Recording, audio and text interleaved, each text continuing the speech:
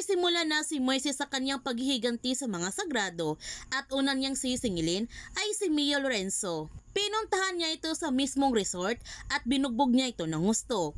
Pero hindi naman nagawang patayin ni Moises si Mia Lorenzo dahil dumating ang mga tauhan nito at nagmamadaling tumakas si Moises. Pumunta si Moises sa libing ng kanyang lolo Istong para makita niya ito sa huling sandali. Nakita naman ni Rafael si Moises at hinabol niya ito.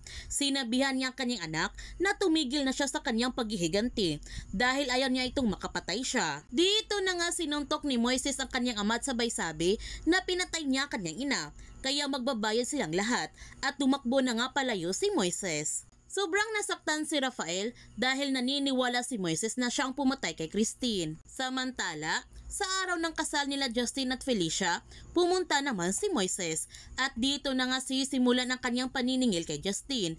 Pinugbog niya ito ng gusto, ngunit lumaban naman si Justin at nagkaroon sila ng matinding labanan sa isa't isa. Papatayin na sana ni Justin si Moises, buti na lamang dumating sina Kelvin at Steven. Napigilan nila si Justin sa kanyang masamang plano para kay Moises.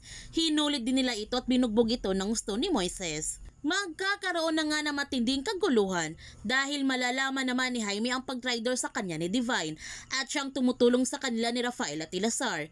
Binaril pa ni Jaime si Divine, ngunit hindi naman matindi ang tama ni Divine. Sa wakas, matatapos na nga ang kasamaan ni Jaime dahil huhulihin na sana nila ito ni Rafael at Eleazar para magbayad ito sa lahat ng kanyang nagawang kasalanan. Pero hinustis ni Jaime si Mercedes para hindi siya mahuli nila Rafael at Eleazar. Ito na kayang katapusan ni Jaime? Yan ang ating aabangan sa Pamilya Sagrado. Kung bago ka pa channel ko, don't forget to like, subscribe, and click notification bell para palagi kang updated sa mga videos in-upload ko. Thank you for watching and God bless to everyone.